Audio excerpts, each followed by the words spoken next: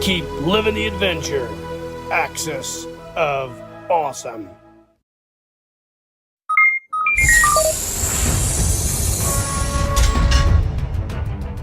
Incoming transmission.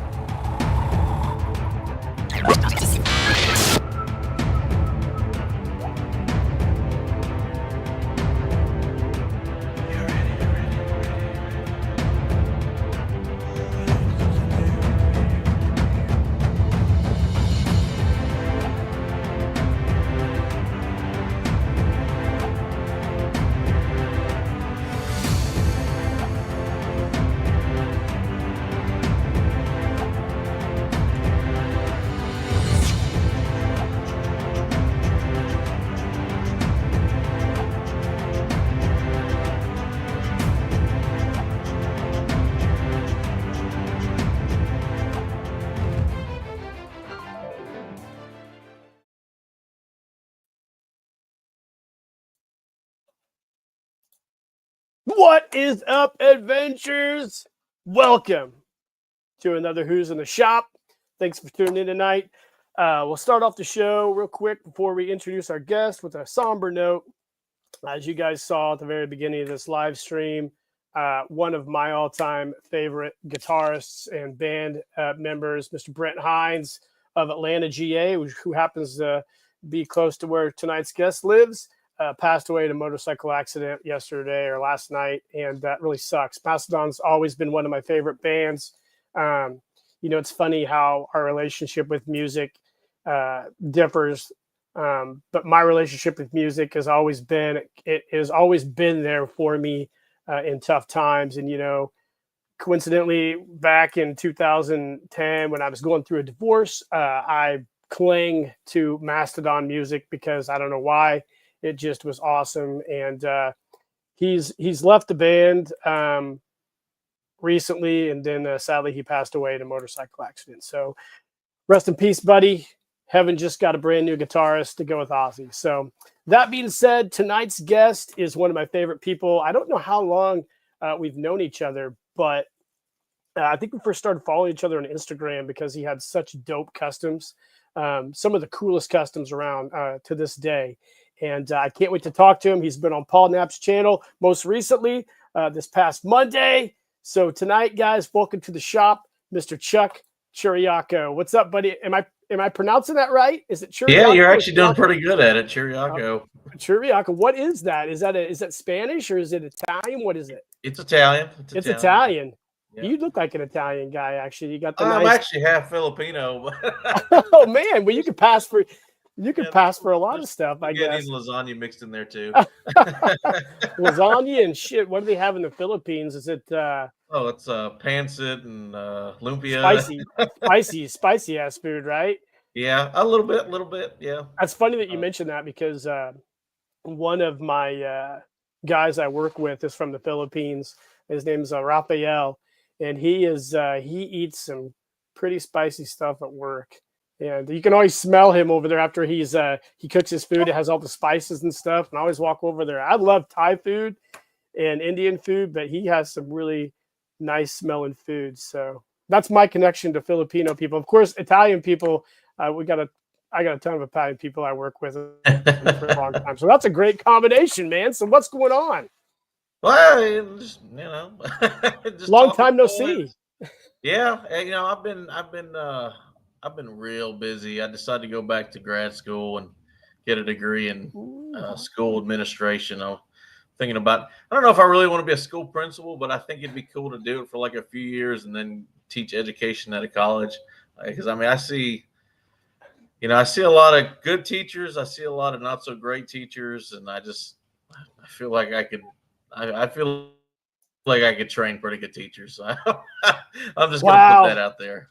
So how is it going to be? Are you doing like night classes then or online classes for it? It's all online, but it is time consuming work. It's not just stuff I can slap together. It involves resources and research, and you got to make it nice APA style. So, it does involve time, which takes away from, action figures. And I bet. so times, Yeah, time is it is the most valuable resource. I don't care. Money can be lost, but it can be made back. But damn, time is so hard to get. We just had that conversation the other day at work, me and a few guys, and we were talking about time. Time's something you don't ever have enough of.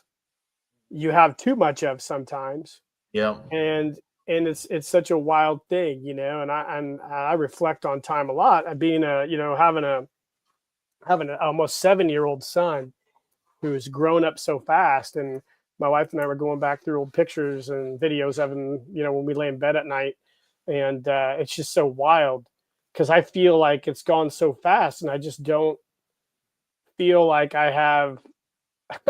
It's weird. I don't feel like I've uh, spent as much time with him as what I should have, and it's kind of funny because when we were at work, we were talking about, like, it's wild how, like, I get up in the morning at 4:30, do whatever, go to work, and I work till 4:30 in the afternoon, and then I don't see him that whole period. I see him when I leave. I always looking on him in his room and look at him while he's sleeping so I can get a good image of him and tell him I love him. And then I walk out and I don't see him until the next end of the day. And that's time that I'll never get back, that I won't be it's spending true. with him.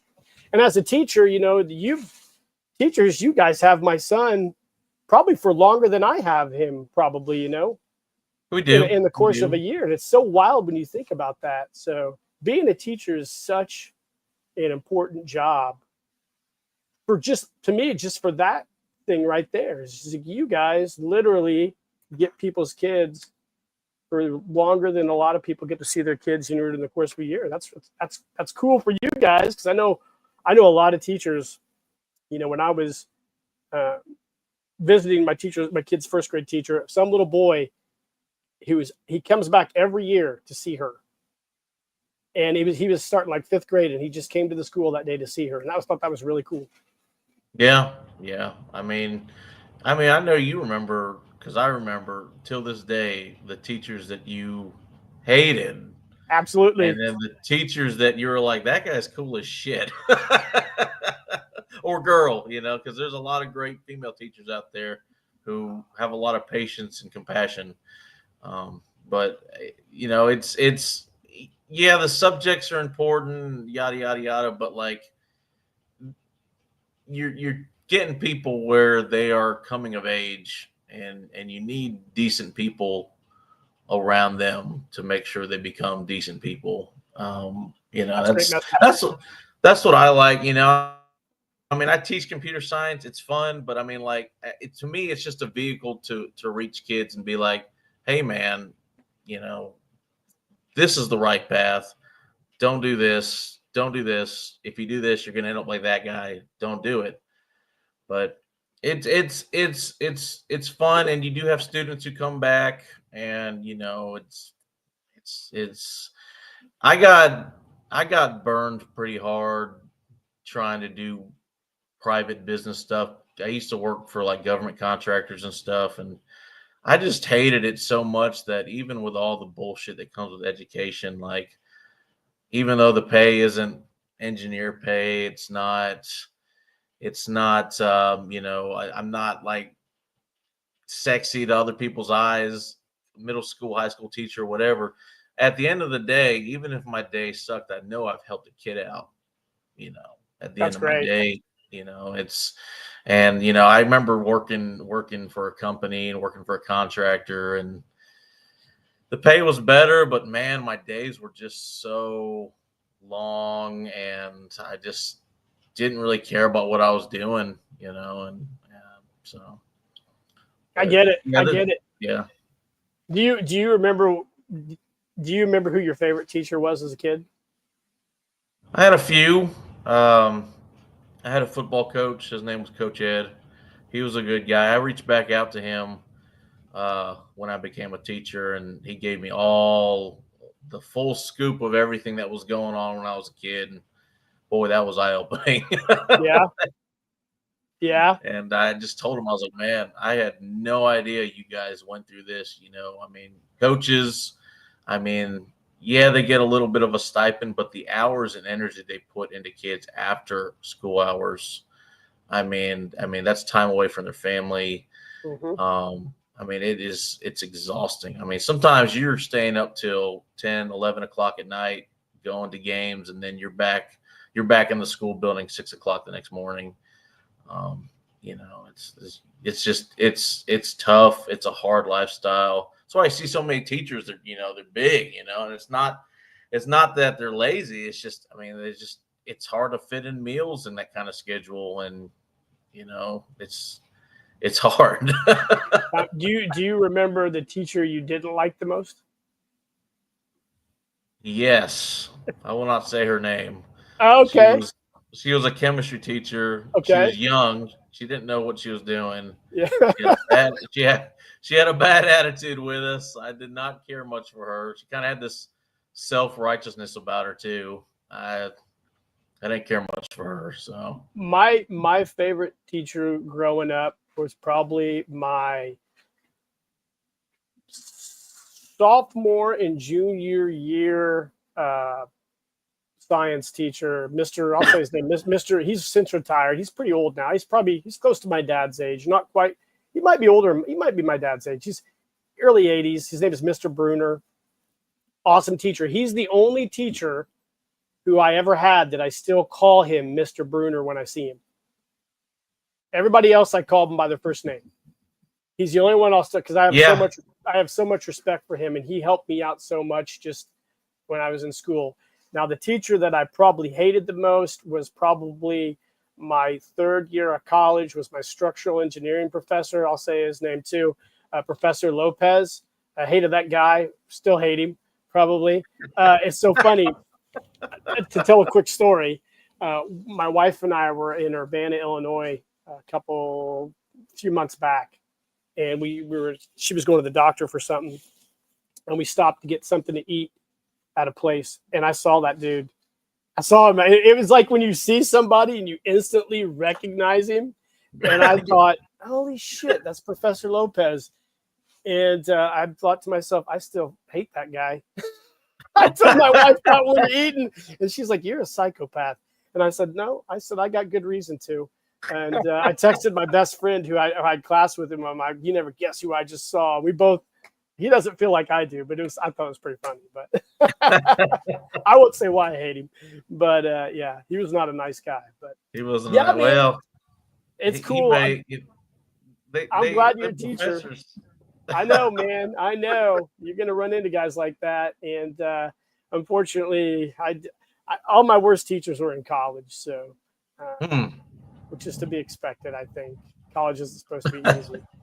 It's not. But hey, man, I'm so excited to have you on here. I have loved all your customs for such a long time. You have so many unique customs, and I think everybody saw several of those on the intro to the video. And I think some of my favorite customs are the Kung Fu figures you've done, especially I call him Afro Samurai.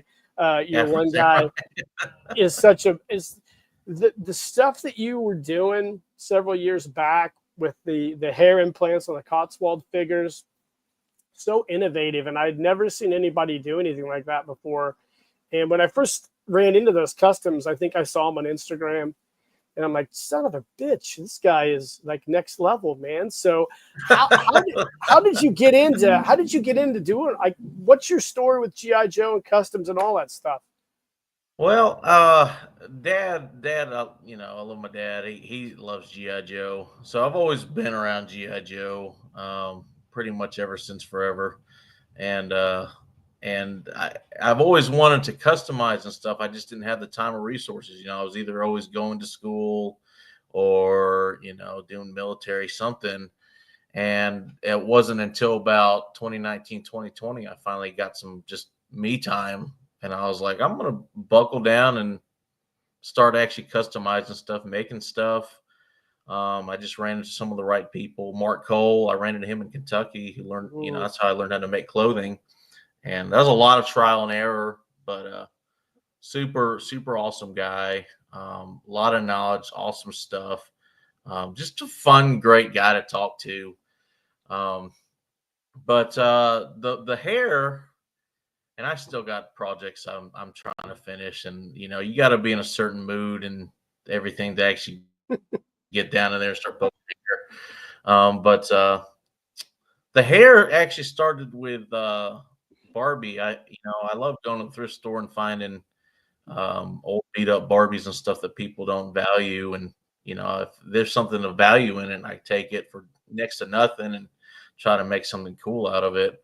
And I see you do that a lot with like GI Joe parts and stuff, and that's, to me, that's fun as hell. But the Barbies, like, you come across some of the supermodel looking Barbies, and people cut their hair and throw them away.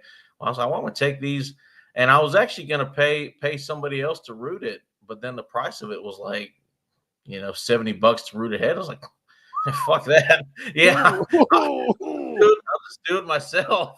Shit, man. Woo! Yeah, 70 and more. So I contacted a rooting company. I said, hey, how do I get started? I said, well, you should buy this hair and just buy this starter kit and get some Fabri-Tac glue.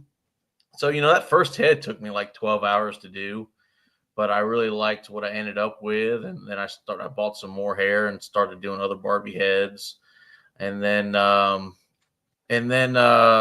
pandemic happened, and then I got even more time to do more heads. So I just started doing heads like crazy. And it was I got the idea to root a GI Joe head or a Cotswold head because I wanted to really show out at an action figure customizing contest in Toylanta. When I was a kid, I remember going to Toylanta and Joelana and just being like blown away with the type of customs they made there. And I was like, if I'm going to compete with these kind of customs, I got to really show something that nobody else has ever made. So I made that Kung Fu guy, I made the Afro guy, I made the bad guy.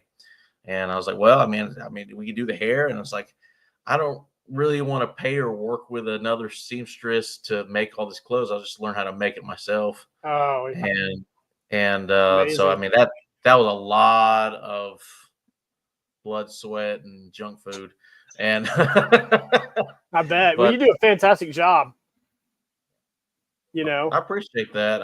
I still want to make them. It's just every one of those figures is so time intensive, very time intensive. I mean, like, you're designing new patterns for the clothing, you're trying a new innovative hairstyle. I mean, you're doing so much into each figure. It truly is a passion project.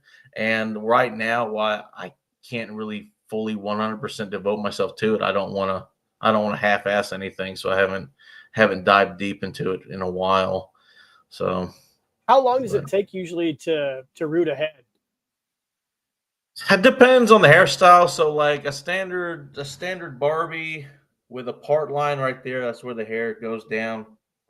Maybe 4 or 5 hours tops. That's me rooting ahead and watching TV and having fun and taking my time with it. Some of those ones that I showed you, like the Kung Fu Master that had like the beard and the eyebrows and stuff, that can be like 7-8 hours on top, with styling and Mod Podge and stuff like that. The Afro heads are fairly short because you don't really have to style those. You just have to poke the hair into the heads. But if a figure has an interesting hairstyle that I'm trying to execute, curly hair, you got to wrap every strand around pipe cleaners. If you're trying to go for if you're trying to go through specific style, it can take a long time. And on top of that, you're over here because you put so much time and effort into the project. Every step you take, you're biting your nails because you're afraid you're going to mess it up. But Do you have to lay out? Do you lay out like the dot lines for the rooting before you do it, or? Depends. So like Cotswold, yeah. So a Cotswold head, I usually draw it with a pencil, poke the holes, and then erase the pencil marks, and then just plug it in with the tool.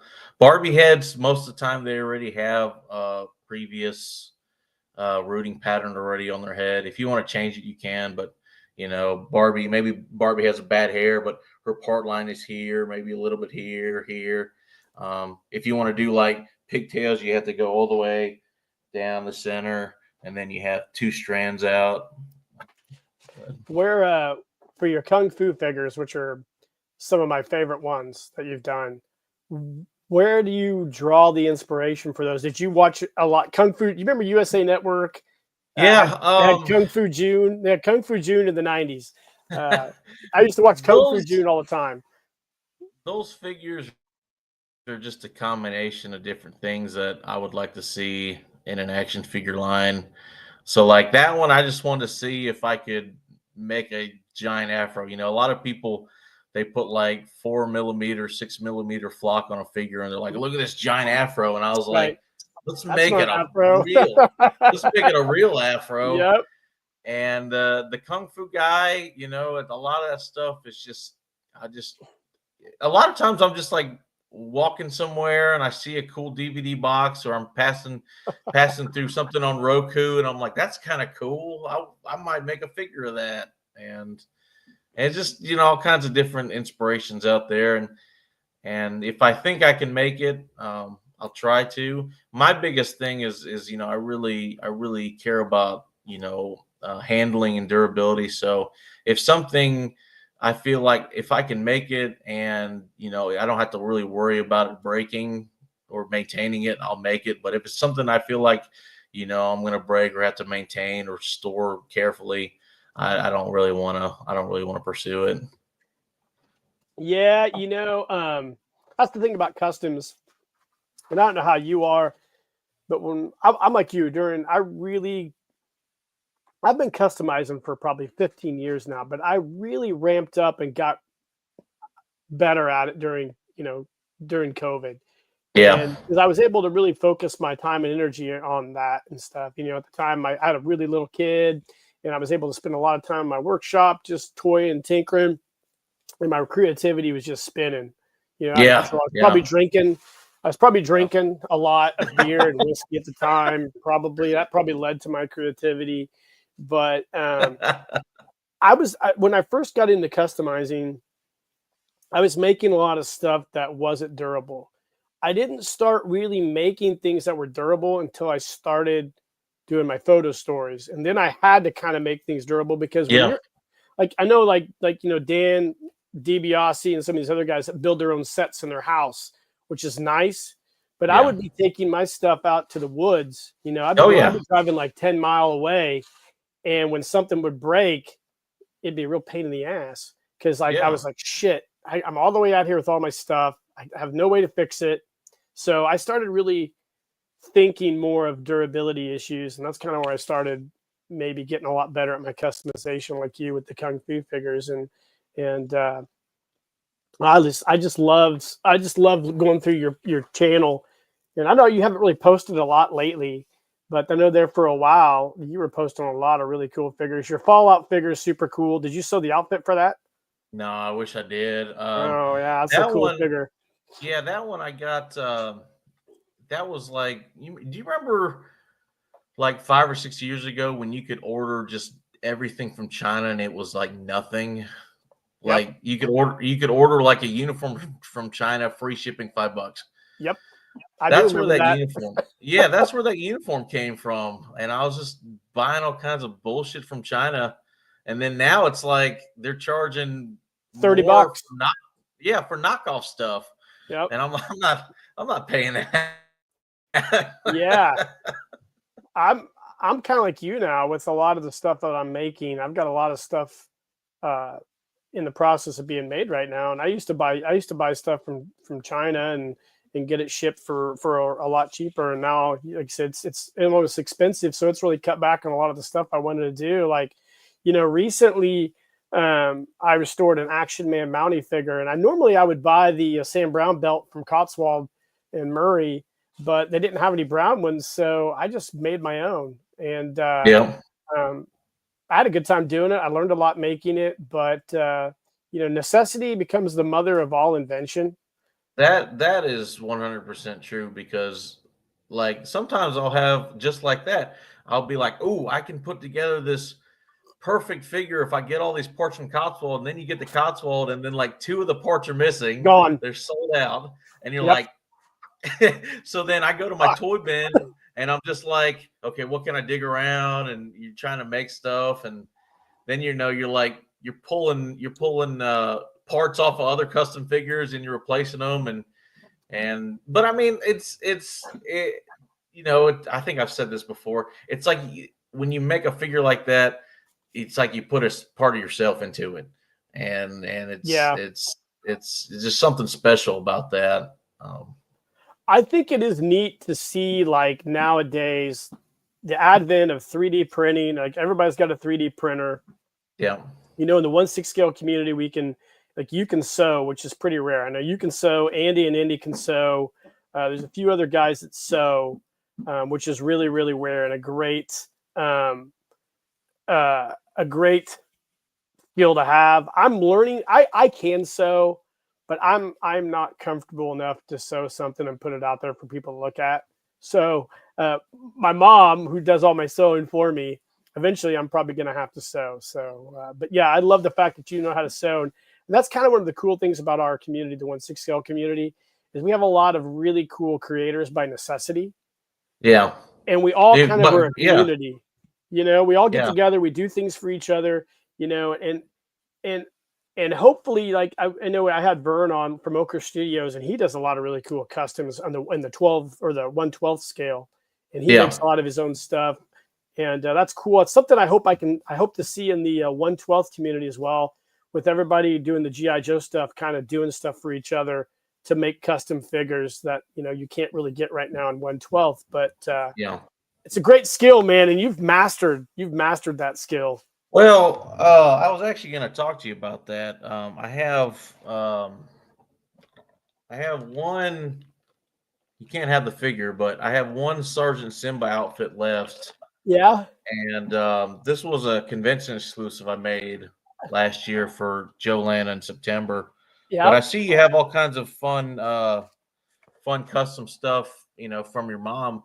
If you're interested, I can mail you a costume and just trade you, because I love custom uniforms from whoever it is.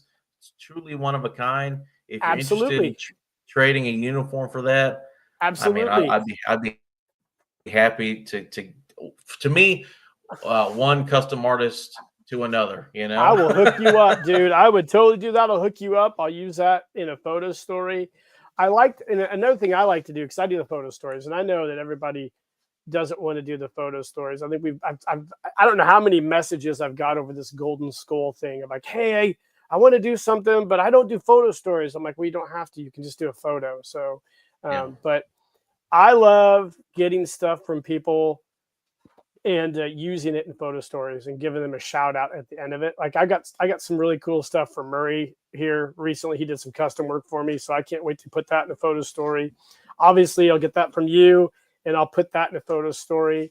And that's the funnest thing, because I love to give people, like, and I am not a big YouTube channel by any means. I'm like 2,700 subscribers, but I love to like shine a light on people and their hobbies and their passion. Andy from Indy sent me some really cool stuff, and I just love that. I love the community. I love everybody getting together, and that's one of the funnest things. So definitely, man, mail that to me, and I'll get something made. I'm making something for Dan DiBiase right now too. So I got a lot of plans. I got a lot of plans for this coming year, man. But so, are there any? So you went to which cons did you go to? Did you go to Joe Lana this year? Let me think. Or did you go to Toyland? No, I didn't go to Toyland. I was in Antarctica. Oh yeah, we'll talk about that here in a second. I can't wait to. Yeah, I was in Antarctica. I made it to the Oh,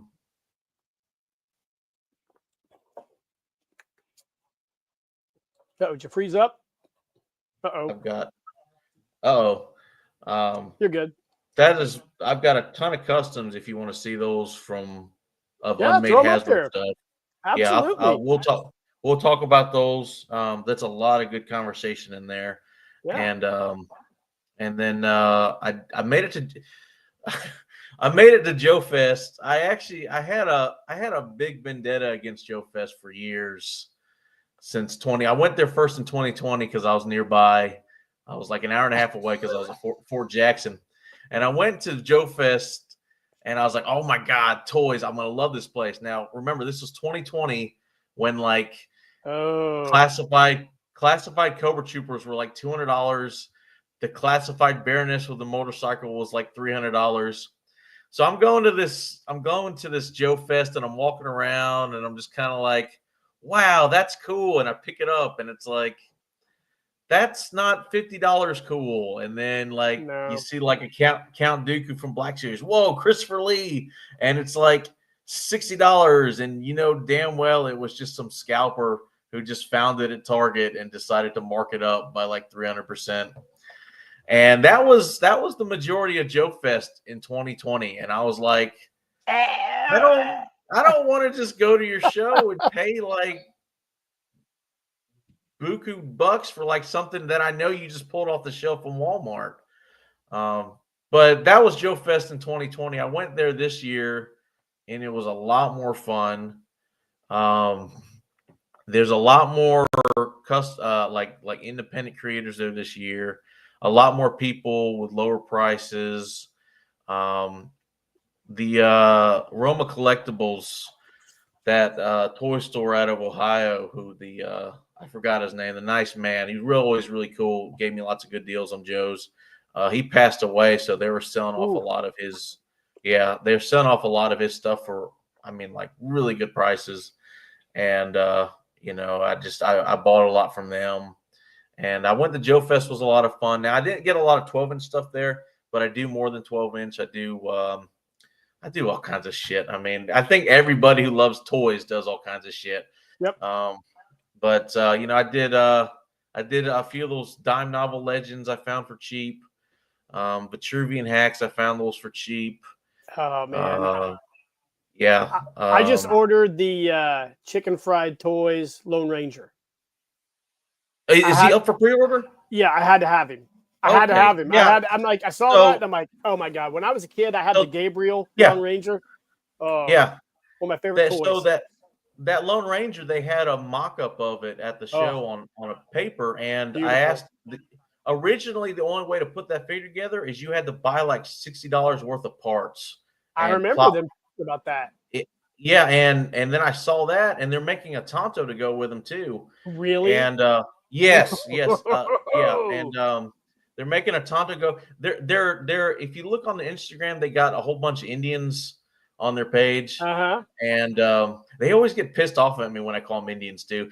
Well, they're Indians. They're. I mean, I don't know what to tell people. People need to get over it. I mean, yeah, but Chicken Fried Toys gets mad at me every time I call them Indians. I don't know why, but they're Indians. I get it. But I get it, but I'm like, shut the fuck up. Shut the fuck up. That's how I feel. But but they're making a Tonto to go with them. But I got to pre-order that Lone Ranger too. It's great. Yeah. I hope they make a horse. Well, I tell you about the horses. So, from what I understand, Boss Fight Studios, Vitruvian Hacks, they are behind making like 95% of the 3 3/4 Generation 3 type stuff. So I'm talking like 25th anniversary stuff. So like they're behind making a lot of the Marauder Task Force figures. Right. I believe I remember somebody telling me they are behind designing the chicken fried toys. And of course they make their own Vitruvian Hack stuff. Right. But what I think what's going on is Vitruvian Hacks makes horses for theirs, and they have Western saddles for their stuff. And I'm pretty sure the reason why it's so hard to get a Vitruvian Hack horse is because Vitruvian Hack people are collecting them. Mm-hmm. Chicken Fried Toys people are collecting them. Yep. Marauder Task Force people are collecting them. Basically, Vitruvian Hack horses are supplying like 4 different lines right now. And that's why they're so expensive. I'll tell you what you can do, and I might do this because I was perusing Amazon the other day. So Boss Fight made the Phantom figure. Yes. Phantom is one of my favorite cool pulp action figures. They did a Phantom, a gray Phantom with a horse. Yeah. And you can get that on Amazon right now for under $50. Really? So so the horse is white. It's got a Western saddle.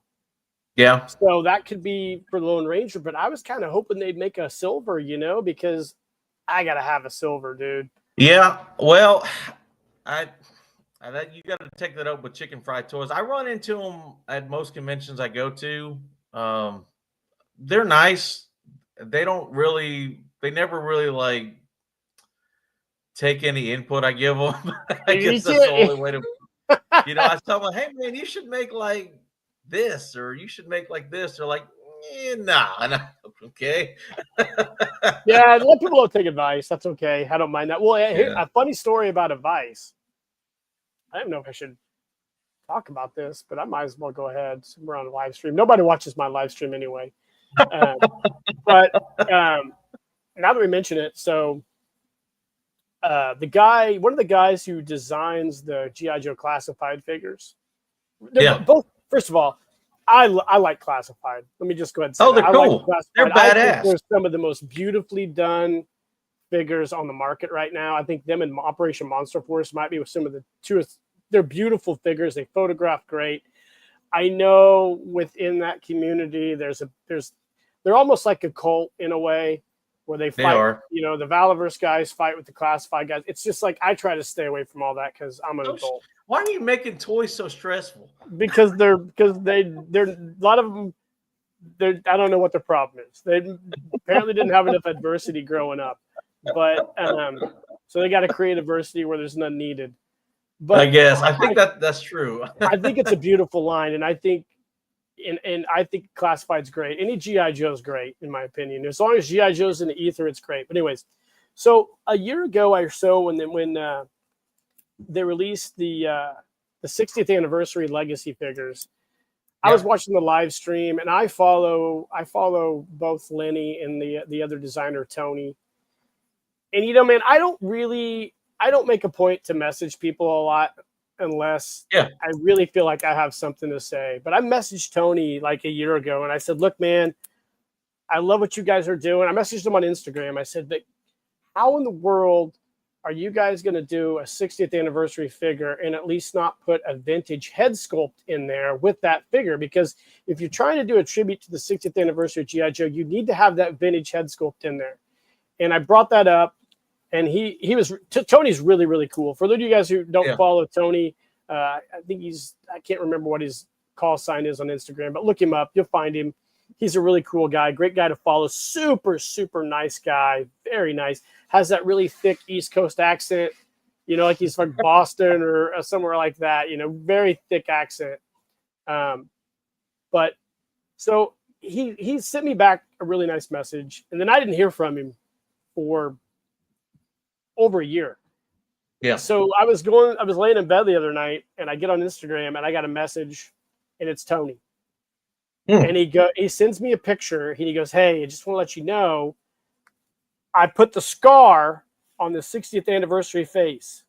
We didn't make it for this production run, but they're going to try to get it on there. So they're at least going to get a scar on those figures." I thought that was cool as shit. I said, "Man," I said, "that kicks a lot of ass." I said, "You're the man." I said, "You're man. That's really cool, man. Thanks for messaging me." And, I told him, I love what you guys are doing, because shitting on people is really easy to do. And I just got no need for it anymore. I'm too goddamn old to shit on people. Yeah. Like, I just can't. I'm too tired. And becoming a parent, like, I will tell you this. When I became a parent, I really stopped shitting on people. My wife is like, "Why are you shitting on that? That's just so silly." I'm like, "You're right." Being a parent made me grow up quite a bit. So I love everything everybody's doing. I realize everybody has passions and everybody loves their toy lines. I don't like to watch people fight, but I thought that was really cool of him to do that and message me. I didn't share that with anybody. I didn't put it on anything. I just put it out here tonight. I'm not going to put it on anything else. But I thought that was really cool. So shout out to the classified team. Well, the classified figures, I didn't get into them because, I had to draw a line somewhere. And I'm really passionate about the 25th anniversary line because I was coming to age when those were coming out, and they just mean a lot to me. And I already had all the characters I loved in 25th anniversary form, so I didn't want to just rebuy them again and classified. But I'm glad they opened it up for a completely different generation and different group of people who might be interested in the Joe line. But I mean, the Joe line, I can tell that there is a lot of creativity there that I feel like Hasbro does not want to let out. I look at that supposedly canceled cop figure, and I know somebody put some heart and soul into making that police officer figure. Yep, absolutely. That's supposedly supposed to be coming out in December.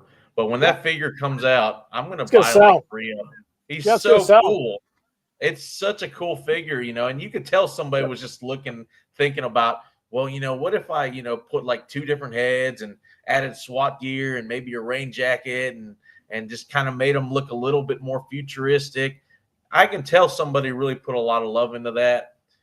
Speaking of the scars, I love looking at the Joe heads, and you could tell people who sculpted like the Flint and the Duke, they have scars on them. And I know somebody put some love into those sculpts thinking G.I. Joe's supposed to have a scar. But the classified figures are really cool. I have to draw the line when it comes to, my fun So I love them. I think they're really cool. I have a few of them. I usually only, do you see the message from Murray there? He just wanted to let you know that he doesn't have any Project R stuff. It's all right, Murray. Thank you. I love the classified line. I think it's really cool. It started out really choppy, and I think they course corrected and they did a really good job. They have great designers. I think I'll tell you what I admire about those guys. They are doing the best that they can inside a corporate structure. Yes, that I agree with. And the same thing, I don't know if I can say the same thing for them. I love Masters of the Universe too. I love He-Man. I fucking love those toys. Hold up real quick. I do too. I love Masters of the Universe Origins, man. I love them. What's up, guys, out there in the old chat? When Chuck comes back, we'll hit the chat. Let everybody give everybody a shout out on here. These Masterverse figures are the sexiest things on the shelves. They're beautiful, God, aren't they? So cool. This Evil Lynn is, just gorgeous. She's pinless. Yep. This Skeletor is like $120 now. I saw it on the shelf like a couple months ago, and I was like, "That's just a cool looking figure." And I bought it for like $25, and now it's like $120. It's just a cool looking figure. He's double jointed. He's pinless. I'm not scared to move him. They are doing a great job. I love the Masterverse line. The Masterverse line is beautiful. I love the Origins line because it reminds me of when I was a kid back in '82 and I had my He-Man figures. There's some stuff they're missing on. The Transformers crossover is dumb as a box of rocks. It's just my opinion. I hope everybody shares that opinion. But I love those. I love Masters of the Universe, man. I grew up with it, and I loved it. Let's hit the chat real quick. I want to give a shout out to everybody who joined us tonight. I know you know some of these guys. We got Moondoggy here, of course, Andy from Indy, Murray Corrigan, Lone Wolf, Scotty Z70, always tunes in. Ochre Studios is here tonight. My good bro Adam from G.I. Joe: The Lost Chronicles is here tonight, and that's great. I really appreciate everybody tuning in. This has been awesome. This has been awesome so far. But yeah, you're right. Classified's great. Those guys are doing the best that they can. There's a lot of really cool toys, and I think I talked about this with Byrne last week. There's just almost too many. That's what I'm saying. There's too many. So I was like, I can't do classified. I can't. Yeah. Like, these Masters of the Universe. Like when I'm finding these things for like $10-15 at Ollie's. How am I supposed to pass that up? You can't. You can't. So I'm like, pick that, get that. This Moss Man looks cool. This Crab guy looks cool. I'll get another He-Man for $5. I unfortunately got in a really deep wormhole in Japan. You and I have been messaging back and forth about those. Yes. I love looking at your shit. Oh man, I went too deep in Japan, and it's it's like an opioid addiction in a way. You're like, It is. shit, what am I doing? I'm on the Syndico every night looking at shit. I'm like, what am I doing? I always justify it by buying stuff for my son for his Shogun Warrior collection. My son, I don't know if you saw the Shogun Warrior video we did. He got tired because we had too many Shoguns, but I sometimes feel super ashamed about all the shit he has. But I always tell my wife, and I tell this story a lot, and I apologize for telling it again to everybody out there. But when I was in fourth grade, my dad told me, I try to remember it correctly. He corrects me and he says, no, it was only the fourth quarter. I was in Catholic school and I was having a really rough fourth grade. I had a tough time in fourth grade. I don't know why. I didn't like the teacher, but he told me if I got straight A's, I believe the fourth quarter, my fourth grade year, he would buy me Voltron 5 Lions. So that was the Matchbox Voltron. That was 1985, 84, 85. It was a tough time for me because my sister, I got a sister 10 years older than me. He was he's kind of like a mom to me when I was little, you know. So I got 4 brothers and a sister, and she was always taking care of me when I was little. You know, my brothers were always beating up on me. But she had just left. She had just moved away, got married and moved away. So fourth grade was terrible. So I got straight A's, challenge accepted. And we went to Walgreens that year to buy that Voltron. And my dad saw how much that Voltron was, and he instantly pulled rank and said, no way, you can have one lion. Oh, so I got the black lion. And the trauma from that, I laugh. I always tell my parents the trauma from that made me a toy collector, an obsessive toy collector after that. So, but that's how I am with my son. I project my Voltron. I always call it my Voltron 5 Lions trauma. I project it on my son by buying him all this shit. Hey, that hilarious. Toy trauma, that's real. I mean, I remember as a kid going to the store and being like, oh my God, I need this, but I don't have the money. You go back with the money and it's gone. And you're just like, no. That's me on Syndico right now. Yeah, it's still real. You're like, oh my damn it, God. I was going to buy that listing. Shit, dude. Yeah, I eBay everything. It's like, God dang it. And I always tell myself, I don't know about you, but I was like, well, if I didn't get it, it wasn't meant to be, you know? Well, if you didn't get it, maybe you'll get it for a better price later, you know? So maybe.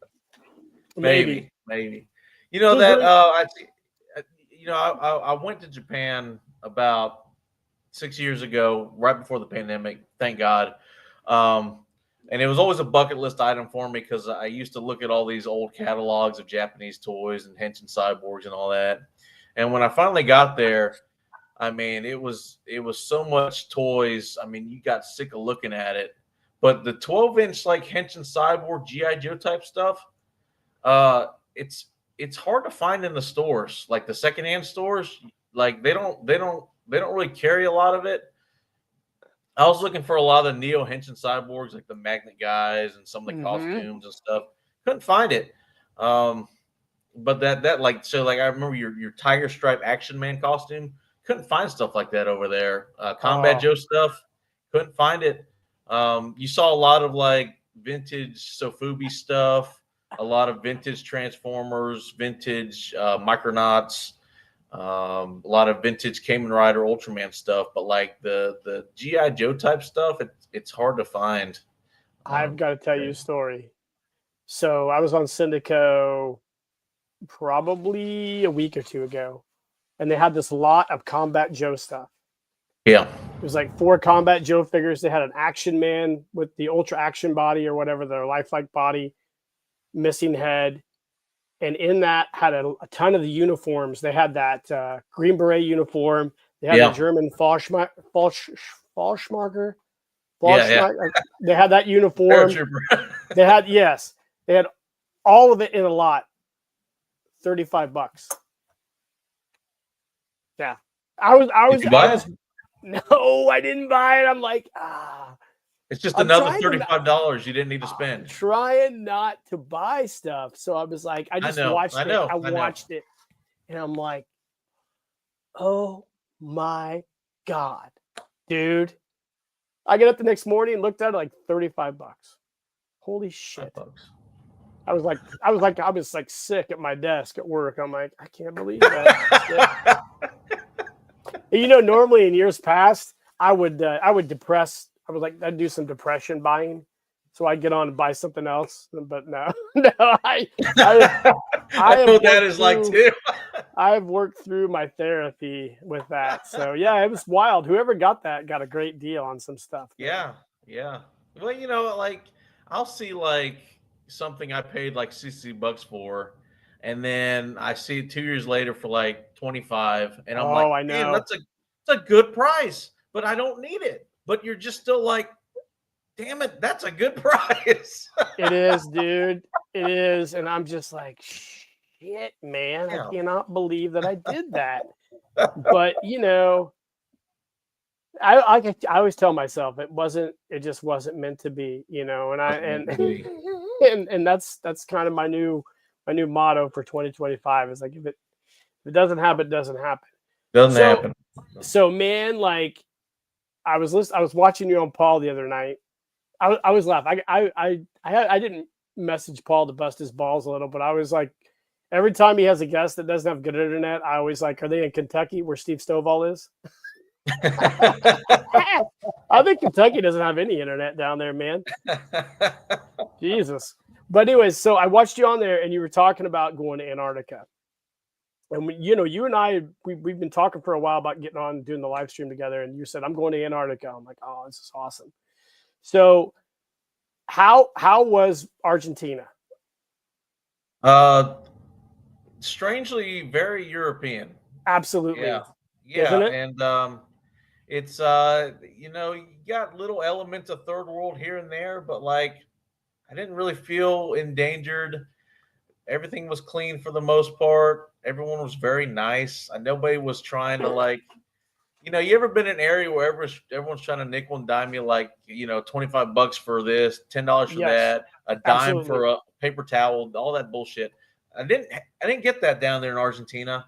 Everyone was really nice. You know, the toys down there. I tried to visit some toy stores, but I think they all closed for siesta, so I couldn't find any. Yeah, I couldn't find any like secondhand stuff that was open. I found like their version of Toys R Us, and the store was really trying to carry cool stuff. I think they just didn't really have. There's just not a lot of cool stuff being made, you know, for them. But Argentina was really nice. The food. You know, they talk about Americans being fat and overweight. There are some very well-fed Argentinians out there too, and you know, I see some of them. Some of them look like I'm very American. I start talking English to them, and they start talking Spanish. I'm like, oh, I thought you were an American from your body shape. Yeah, no shit. It's a big country. Yeah, it's big country. Very nice people.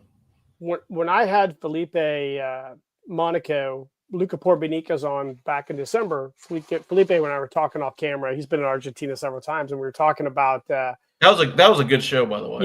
Yeah, I love Felipe. He's really awesome. He's trying to get his big Joe figure made right now, and I know, you know, the guys in Brazil are struggling right now. Obviously, there's a political element to it, and I just feel bad for him, and I wish I could help him out a lot more, but obviously we can't. But he was telling me about all the European influence. He basically said kind of like Argentina was kind of like the Switzerland of South America for a long time. Yeah.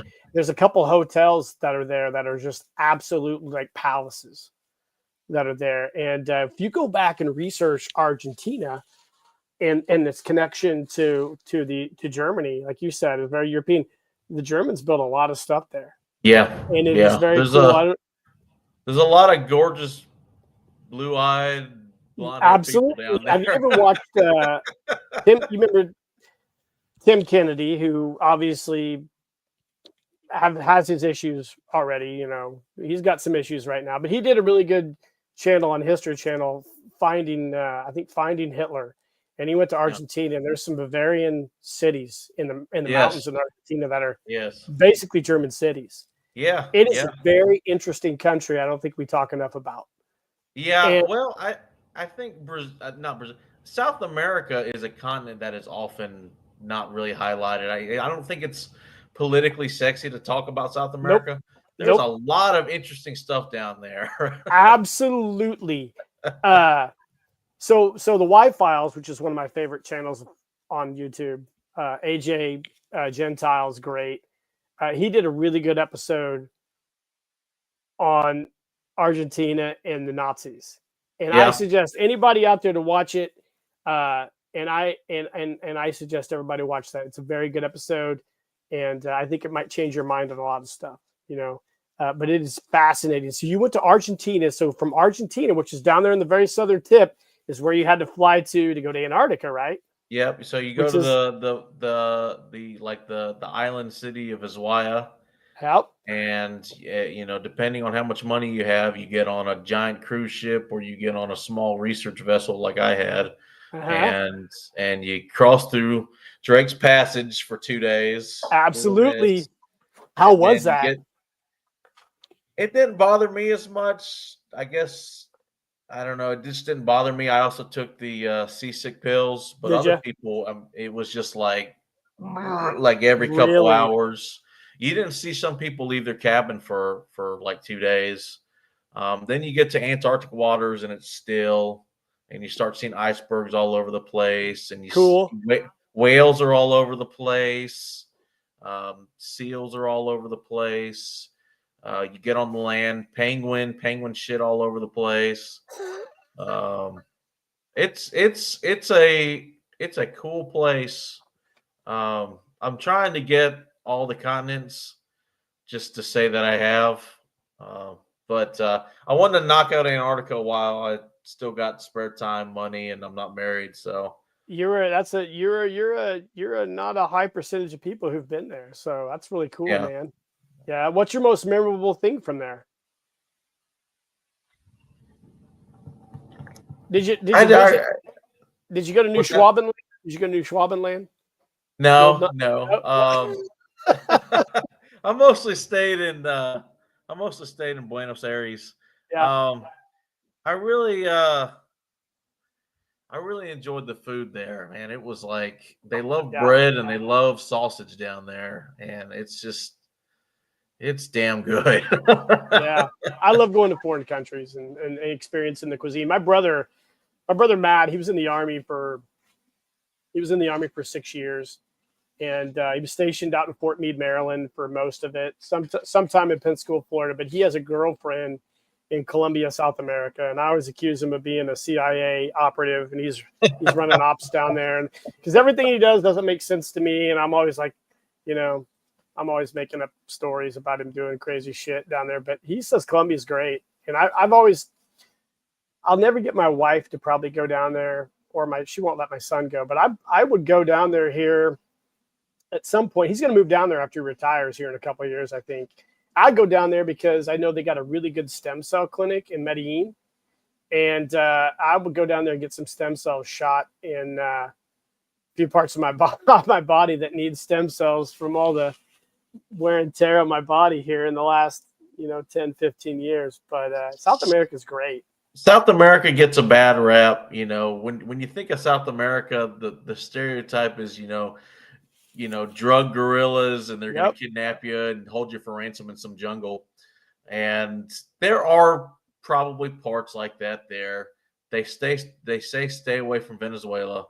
There's Yep. a lot of well, their government over there is a shit show, but Yep. there's a lot of human trafficking that boils over from Venezuela into Colombia. Ooh. And like, if there's one country you should not visit in South America, from what I understand, it's Venezuela. Yeah, But it's pretty rough. I've been to Peru. I've been Ooh. to I went to Peru. That was about 10 years ago. I went to Peru. I've been to Argentina. I haven't been to Brazil, but it's an interesting culture, and I've never really just good people. How do I say this? I feel like South American culture is closer to United States culture than European culture is. I would agree with that. Yeah. Yeah. People, it's not really something I don't think you can understand unless you've been there. But I think just the fact that both North and South America were settled by European countries, and then they broke off. Mhm. There really is a kind of a similarity between, I felt like I was more in America and Argentina than when I was even in England. I know that's strange, but Yeah, I can see that for sure. yeah. Do you know who Largo's Lair is on YouTube? Mm-mm, mm-mm. Yeah, check him out. He doesn't do a lot of stuff now, but he used to have a really cool channel. Since then, he had a partner who him and his guy Will used to do a lot of stuff together, but they've kind of split up. But Largo has his own stuff, but he lives in Guatemala. Yeah. So he has a bar in Guatemala now. He's an expatriate, and he's really trying to get that off and going. So I really wish the best for him because he's a really good guy and a really cool dude. So, but yeah, I've always found like I went to Europe back in 2011 maybe. I went to Germany and Czechoslovakia. And, So you went to both Western and Eastern Europe. I did.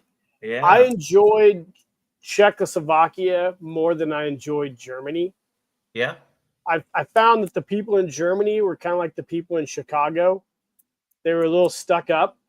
But the people in Prague were really, really fun, warm people. But I almost feel like that's because they lived under such a brutal dictatorship for such a long time, and they had a different perspective. But my brother's girlfriend, when she comes back from Colombia to see him, she's a really, really nice. She's a very nice person. So yeah, I think you're right. I think there's cultures. I always tell everybody you should travel and go experience culture because I would love to do it more, but since COVID, Yeah.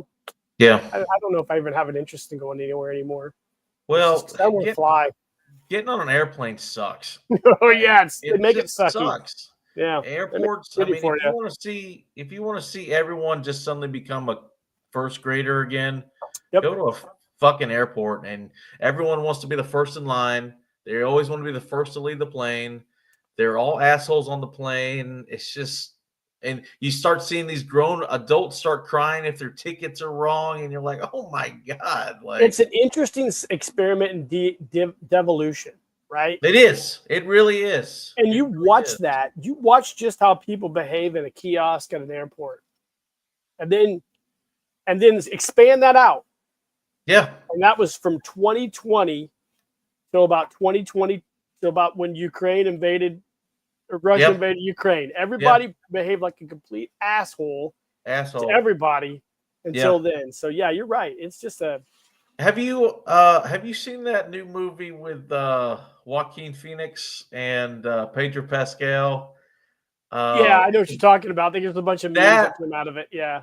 Hilarious movie. Yep. If I ever have kids one day and they ask about what the pandemic was like, I'll be like, let's watch this. Let's watch this movie. So it's funny that you mentioned that. So during probably the pandemic, for probably a solid year, every day I'd record a voice memo for my son. And I'd record a voice memo, upload it to the computer, and I have a whole folder. I did that for probably 2 years, every day almost, for my son. And then I started doing it every week, and now I do it probably once a month now, to give him an idea of what it was like during then. Because I'm convinced, call me a conspiracy theorist, but I am convinced that there's going to become a time where the history are going to have that story completely different than what actually we know. And I want him to have a chronological history of what we went through when he was a little kid during that thing. Yeah, I mean, there'll be historians that try to use it for their own, their own political agenda, whatever that is, But that was a horrible time. Wild. It was wild. I lost a lot of faith in a lot of things. I did too. I did too, man. It was tough, but we're through it. I guess this is kind of crazy. Yeah. My wife's grandfather is he's 87 years old, and I remember a few years back we took him out to eat to a brewery, and I was sitting there with him, and we were sitting outside. We were watching my son play, and I said, "Bob," I said, "I gotta ask you something." I said, "Is this not the fucking wildest time you've ever went through?" And he's like, "Yeah, this is the wildest shit I've ever witnessed." And I'm like, that's saying something, right? Yeah. Because Yeah. this is a 80 man years. who was born in the 30s, Yeah. grew up during World War II, Korea, Vietnam, the 70s, the 80s. And for him to say that is very interesting. So yeah, I laugh at stuff now. I just try to chronicle everything still in like voice memos to my son. So it's interesting, man. I should go back and listen to that shit myself. Don't do that. It might, you might get depressed and have to go buy more shit from Japan. I am already crazy, bro. I'm already crazy. I've convinced my wife. Probably, she thinks she's my anchor. She's my anchor. Yeah. So what kind of customs? Well, you're gonna share some customs. What do you got?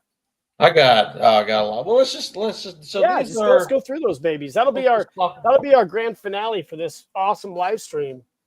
So this is thank God for Daryl DePriest, the former, I would love to talk to Daryl sometime. he would come on the show. I'm I would probably love gonna message to. I'm probably gonna message him after the show and tell him about this episode. But so I was at Kentucky Winterfest in January, and Daryl's always got a cool table full of cool GI Joe stuff. It's mostly GI Joe stuff I don't need, so I usually just pass through it.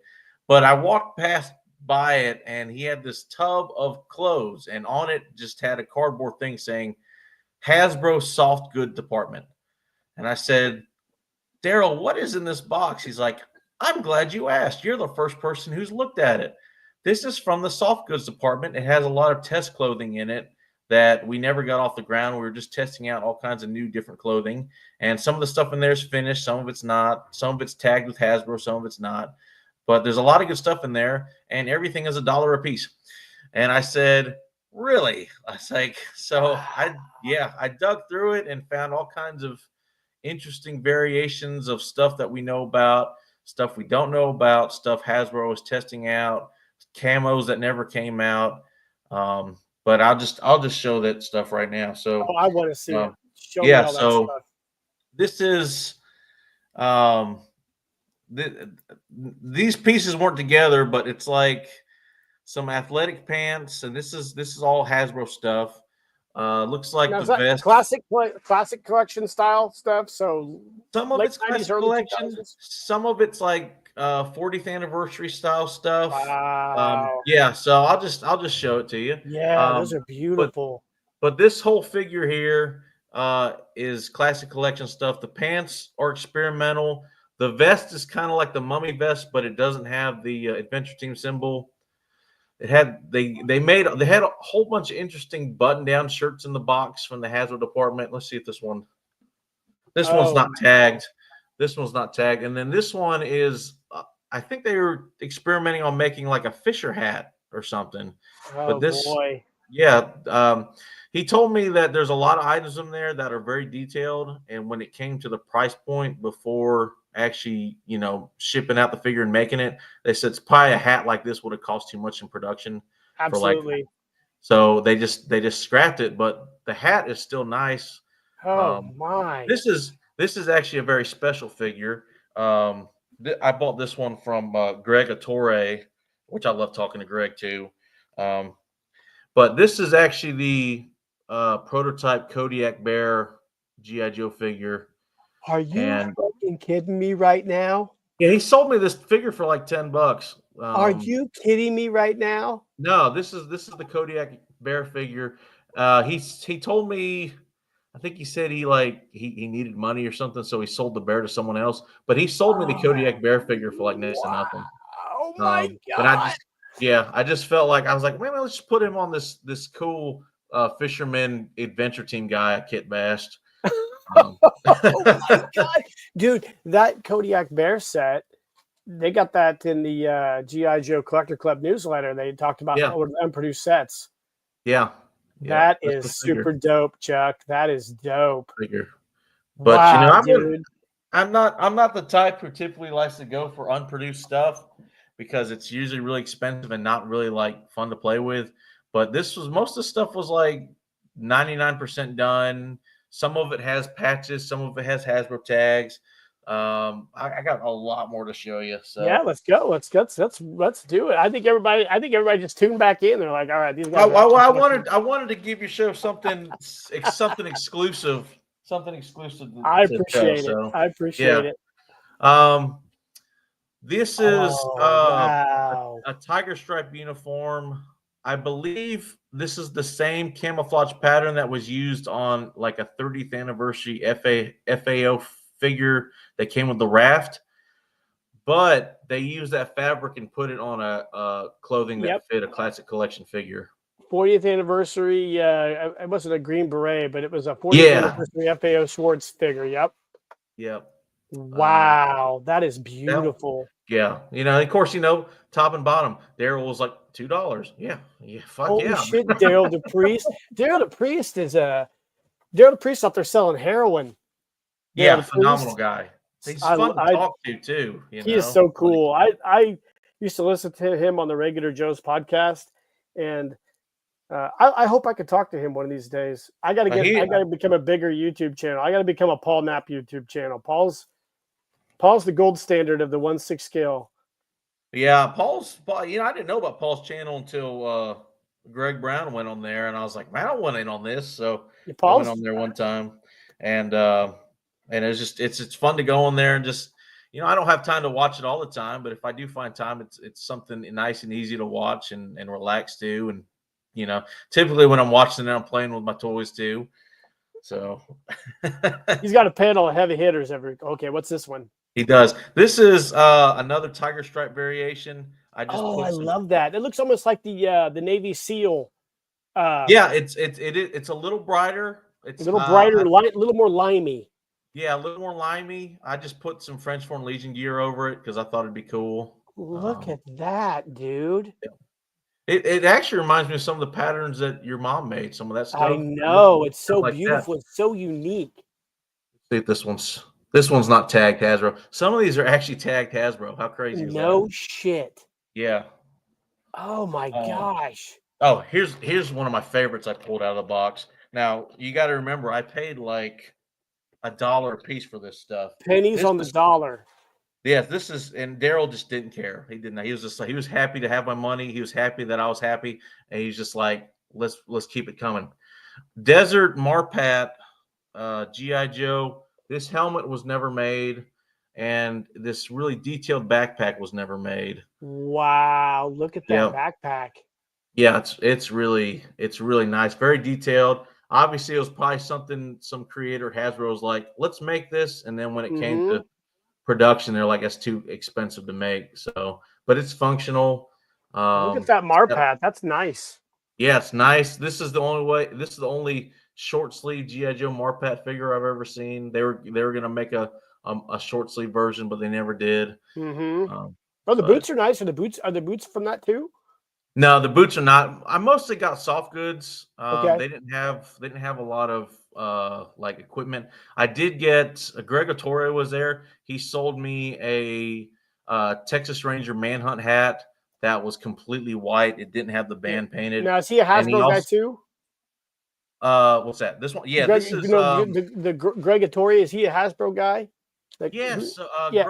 Greg designed a lot of the 12-inch GI Joes. Okay. Yeah, well, I did not know that. Stuff. Yes. He is so fun to talk to. Cool. He sells a lot of this stuff. I'll show you one of the things he sold me here. I'm glad those guys got away with all that stuff because that's impressive. Yeah. I mean, he told me a lot of that stuff, like a lot of that test material stuff, because it's not made to quality. They legally can't sell it because they're afraid some kid will get it and choke on it. So so they just said, hey, you either toss this or keep it. So they kept a lot of that stuff. but it's not made quality, so they can't legally sell it to anybody. So Greg sold me this GI Joe Black Pith helmet. Oh, that's and nice. yeah, I thought it was cool, and I got this experimental black uniform from the box, and I just put it on a Count Ooh, Dooku boy, figure and thought, that's a oh, let's make sexy him like, outfit. yeah, I thought let me get some light there. Let me That get black figure is sexy. Look at that thing. yeah, and I was like, let me just make this cool looking evil explorer with Christopher Lee He looks in like a there. dude So, who would be killing people in one of my photo stories. yes, yes, yes. But the helmet and the outfit.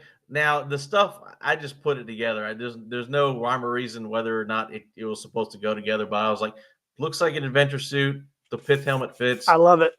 Yeah. So that was something that they experimented with.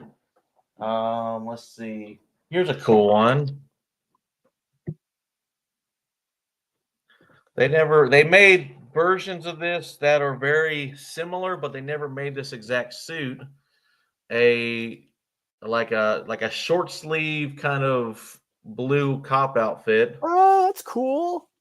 Yeah, it's Wow, like a brighter yeah. blue. Yeah, it's like a brighter blue, and it has the insignias from the bank set. The Yep, set. the bank robber set. Yep, Yes, yep, yeah. yep. I got that It one. had the insignias. Yes, it had the insignias from that, but it's a full blue outfit, and I just added the cop hat and That's put a pretty. buff. Yeah, put a buff guy in there. But I guess I don't know if they were thinking about making this or this was the mock up for the set, and they just decided to go a different route. Wow, man, this is so cool. This is one of the coolest things I've ever seen, man.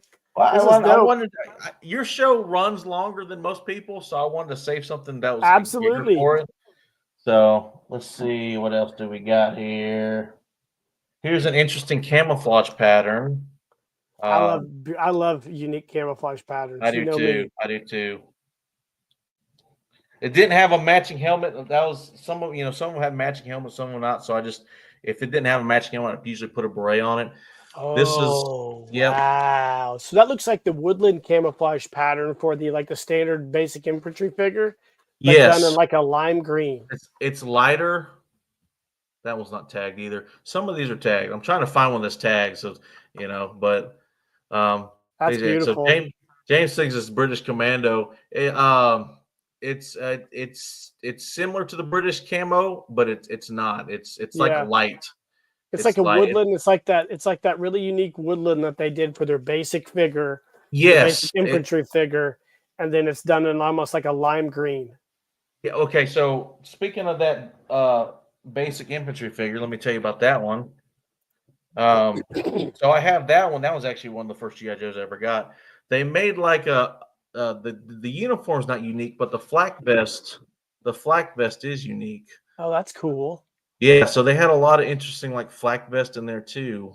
And I Wow. was like, I mean, they were experimenting with camos and patterns and Yeah. stuff. Very, very cool. I made him very special.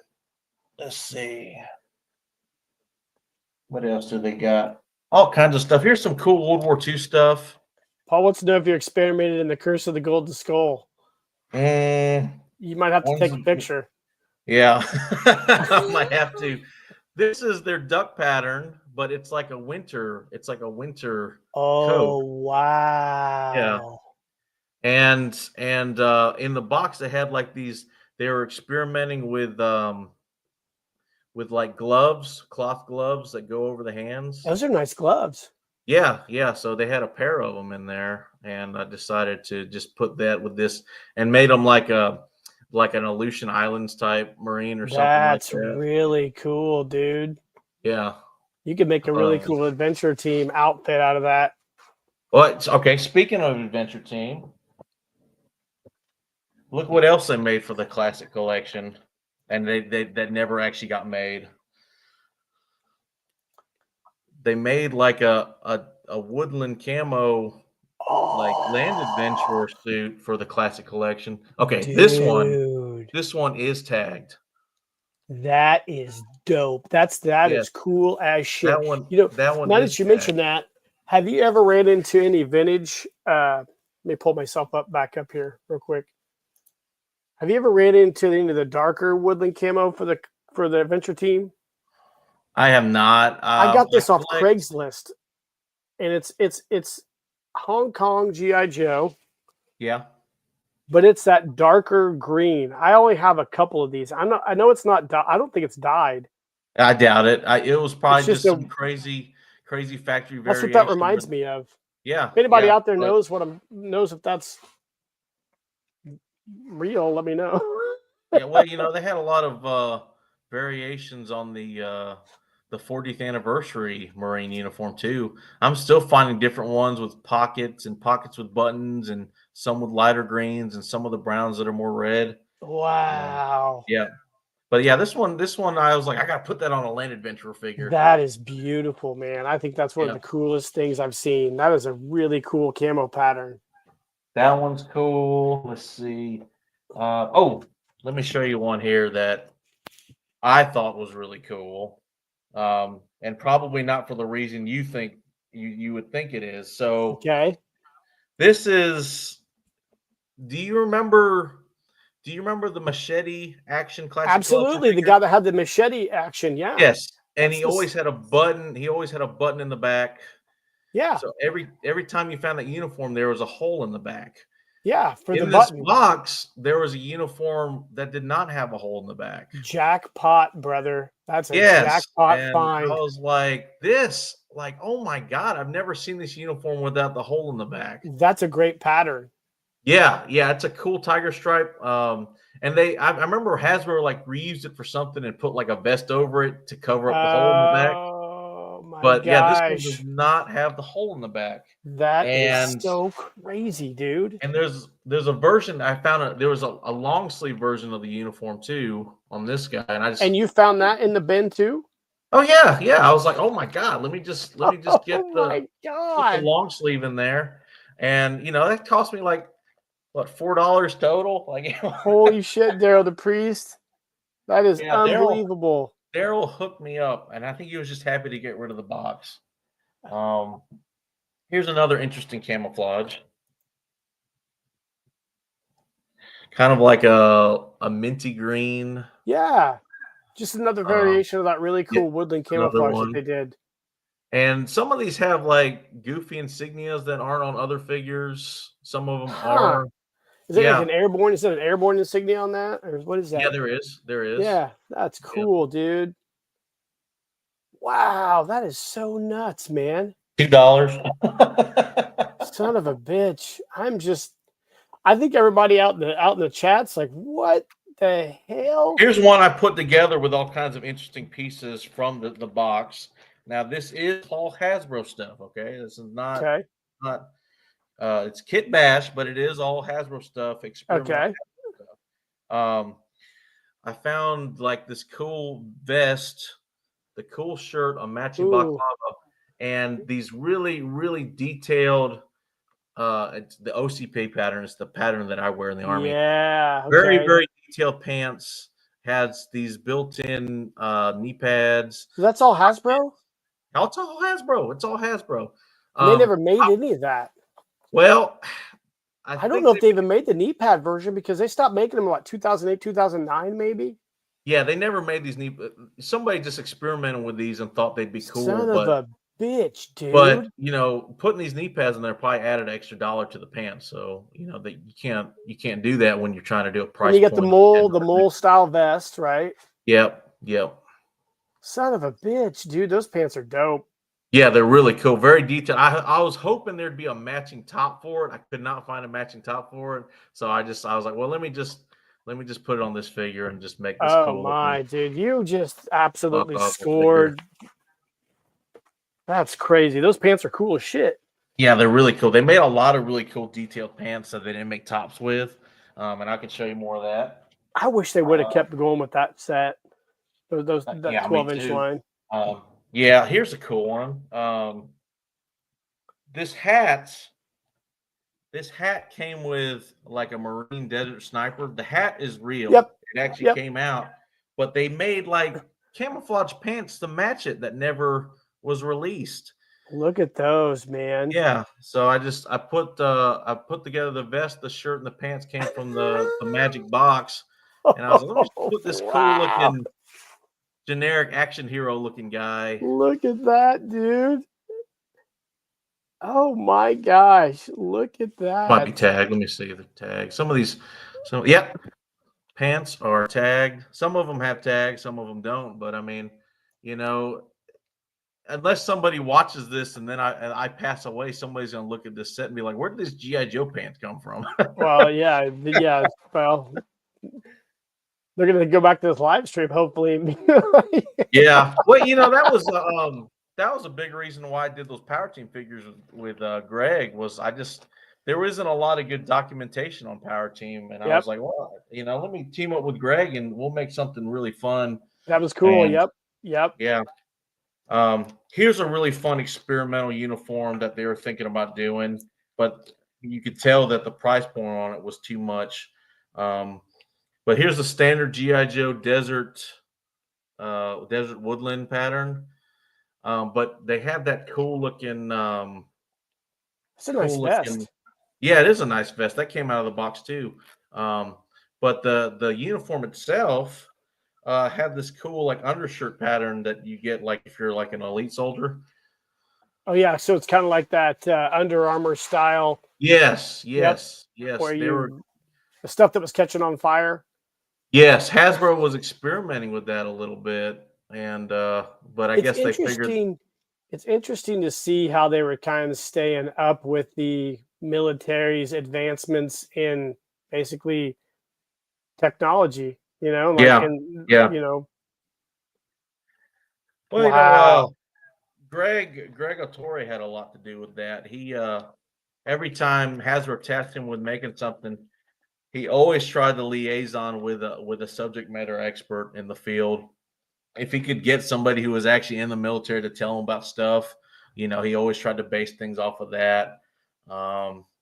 Same with who's that really very nice guy? I met him several times. He did all the paintings for the first classic collection. Oh shoot!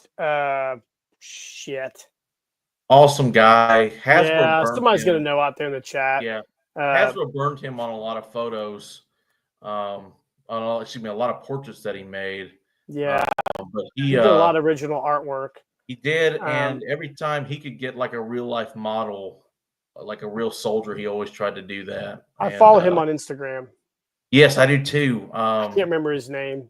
Murray would know. Well, Murray's probably would know, but I can't remember that guy's name. But he's an awesome guy. He did a lot of the box art for the convention sets. Larry Selma. That's it, Selman. Yeah. Yep. Larry Selman. Yep. And, yep. He told me some. I think it was it might have been one of the live casts where he's talking about how one of his prized portraits was the Blue Angels painting. Beautiful. And some asshole in Texas owns it who's not supposed to own it or something like that. I think that's what happens, man. That's what happens when you get involved in corporations. And yes. It's funny because I see it a lot in a lot of things. It's funny. Like, you probably follow vintage 3D Joes. I know that Daryl and Todd Pleasant did a really cool presentation on the history of the adventure team, and that was on vintage 3D Joes for a while. And I know that they had some really cool 3D or some really cool mock-ups of adventure team vehicles that never got produced. And I don't know who owns those now or who owns the pictures, but they've been taken down from the site. I know that I think Ace Allgood owns the site now, maybe. But anyways, what happens in the 3D printing community is like a lot of people see pictures and then we try to make things that look like those pictures because we want to make the things that we want. And obviously you probably know the history of certain things that have maybe been made or optioned to be made that can't be made because people have legal. I mean, it just sucks when you get people involved that don't want to see the same vision that you have. Share the love. They don't, and look, I get it. I understand all sides of it, but I know exactly what you're talking about. Yep. I know there is a specific model out there that I know of that a friend of mine wants to make and sell a few of. but then the original, he didn't really even make blueprints of this model. He just had some portraits. It's an image. It's an image. It's just a fucking image. It's an image. And it's like, yep. Hey, I'm not using your schematics. I'm just using it as inspiration, you know? I don't think people realize that you're not going to make millions off of this. No. You know? Like you should just be flattered somebody still gives a shit about it 50 years after you came up with the concept. You know, I've actually, you know, the Action Man grappling hook. That's this thing right here. I've tried to let me go some way out here. I've wanted one of these for a while. I have the SAS set, and I've tried to buy one, but they're too expensive. So I just started 3D modeling my own. Yeah. And I've reached out to a ton of groups to try to ask what the dimensions are, and nobody would ever tell me. And I'm like, what the fuck? You know, it drives me up the fucking wall when I get on all these Facebook groups, and I ask a question and nobody fucking answers. Everybody will answer when you post something. They'll always comment and shit post. But when you ask, like, hey, legitimately, I need like a dimension, nobody fucking answers. And it drives me up the wall. So I got on eBay finally and asked the guy who was selling it, like, hey, could you measure this? And he did. So now I'm actually making it pretty close. And I'm just like, God damn it. That's that gatekeeping bullshit mindset. I fucking hate that shit. I was like, guys, you know, my wife hears me vent about this shit all the time. She's like, you toy nerds are killing me. I really don't hold any secrets about my toys at all. I don't either. It's like, to me, it's like, hey, I worked my ass off on it. If you're willing to put in that work, I'll give you the fucking tips. You know? I do. I give a lot of shit away to people. I'm just like, you know, I give a lot of shit away. I just don't care. I just want to make it for my collection so I can have something that looks kind of cool. I do enjoy having fun. I tell you what does piss me off is when I give something to somebody who I think will actually appreciate it and they just fucking sell it all. That does piss me off. Oh, I've never had that happen. Yeah, that happened to me a couple times, and I was kind of like, I'm going to remember that. So. I would too.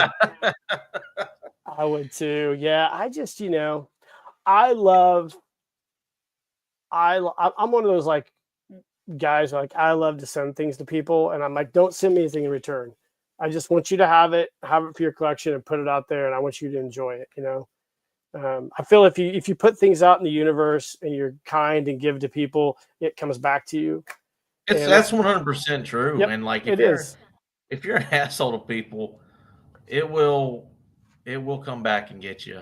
Yeah, that's the cool thing about our community. I think we've got a lot of really cool people that do a lot of cool stuff for each other, and I love that about the 160 community. I hope the 112th community can get to that level, but they're a little younger than us. I mean, yeah, you're younger than me, but you're younger than me. But there's a lot more of them too. But like, if there's a 1/6 scale guy who's going around scamming people and being an asshole, all of us will instantly know who. We also know who it is, and just and just be like, okay, I'm not dealing with that guy anymore. You know, like if I try to scam you, if I try to scam Greg Brown, like I'm done.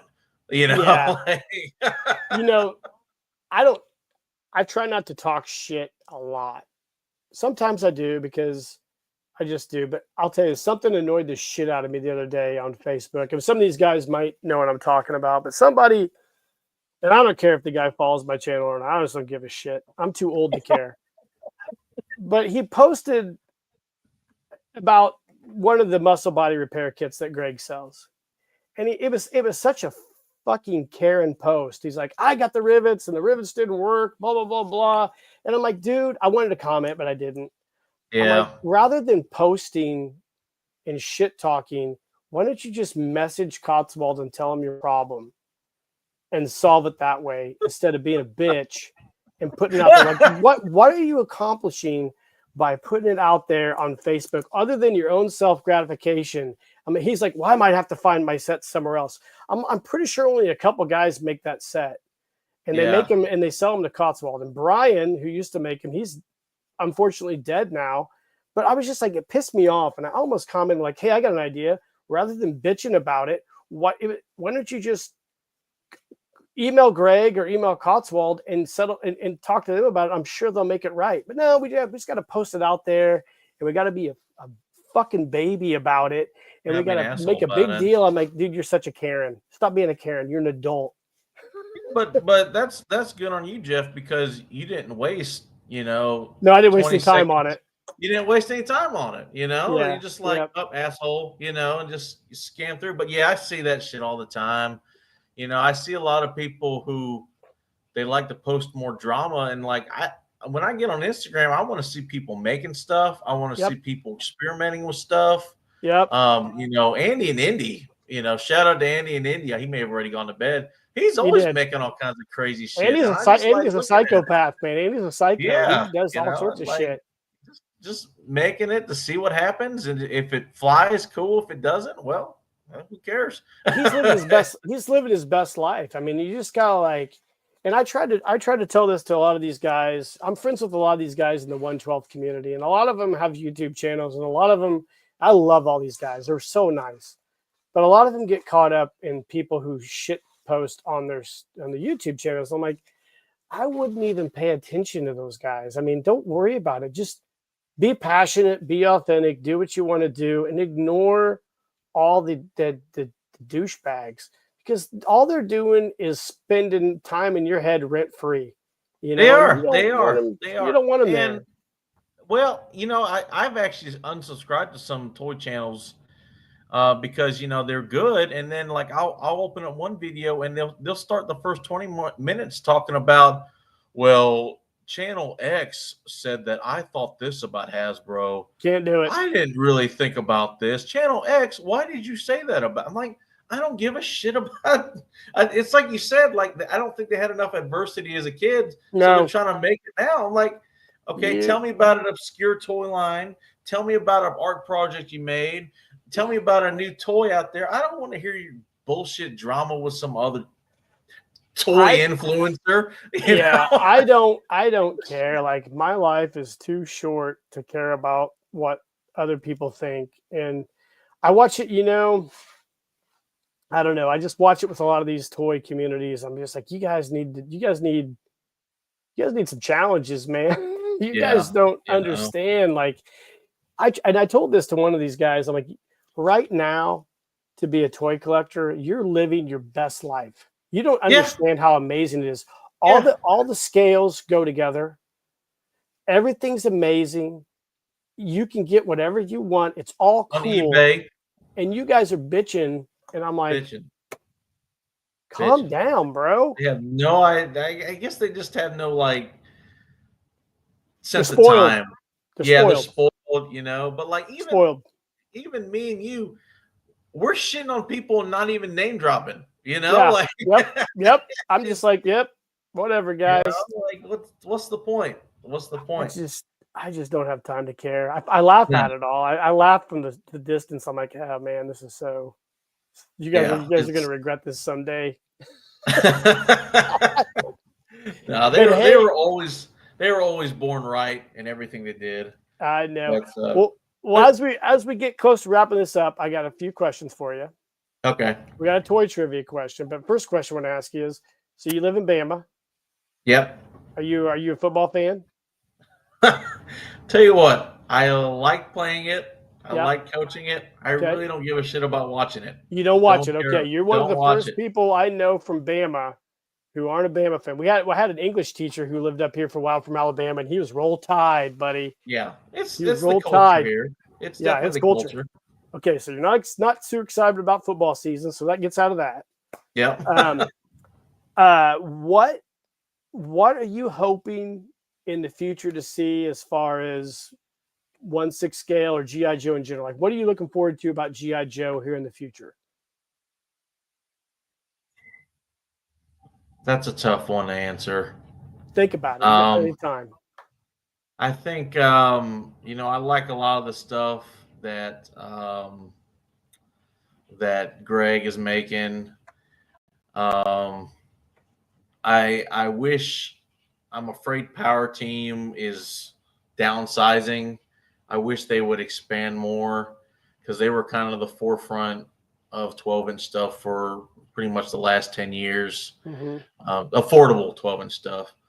But I feel like they're downsizing a little bit. I don't know. Every once in a while, something crazy sprouts up, like those Action Man 60th or 50th anniversary figures that were just, cheap enough to buy and fun enough to play with, and had a good charm to them. Mm-hmm. But I'm gonna be honest, I love finding old shit and just kit bashing with it, and I think I'm okay with that. I like that. That's where I'm at.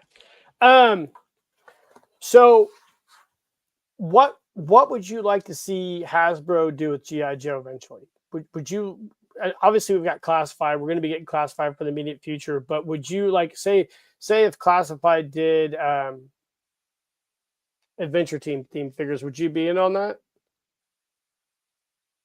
I want Hasbro to make something new with GI Joe. Like I don't want them to make like an Adventure Team throwback, because I like my 12-inch Adventure Team guys. I don't really want them to make 80s throwbacks because I got cool versions of those. I want something. I remember you and Felipe had a conversation about that, and that's, to me, that is the direction they need to go in. Like, because there's just something fun about a line where you don't know what the next character is going to be made.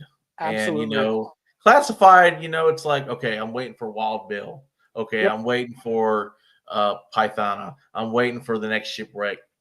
Fun, but are you familiar with the Fresh Monkey Fiction Eagle Force Returns figures? Absolutely.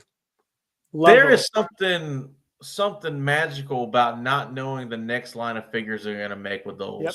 And that, to me, is what G.I. Joe needs to do. They need to make a new line where you're like, holy shit, they're making an android figure for this line, and they're going to make a fish guy, and they're going to make a energy guy, and they're going to make this. Like, I want that kind of excitement. I kind of get that with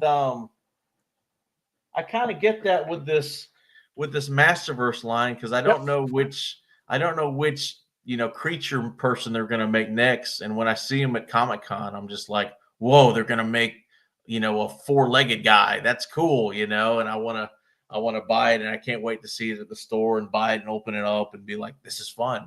That's where I wish G.I. Joe would go. I've been saying for a while, Hasbro needs to partner with somebody like Jack Carr, who's a hot writer right now, and come up with a brand new iteration of GI Joe. Yeah, and they need to get back to making GI Joe for kids. Yeah, because they're making them for 35-year-old men, and I don't have a problem with that, but I do, because they're price pointing them for 35-year-olds. Absolutely. They need to inspire children again to sit and look at, like, when I was back in 1983, when I was a little kid and I was sitting there in my window with my telescope and looking out the stars before I knew everything about the world that I know now, that soured me on everything. But I wondered, I'm like, I want to go there someday. And they need to inspire children again. Yeah. To wonder what if, because there's nobody right now that is inspiring children to what if, to dream. I want to do that someday. I have a 7-year-old, almost, he'll be 7 next month. And all that there are for those kids is video games and nothing else. There's nothing to inspire them to say, nothing to inspire. I want more than what is here right now.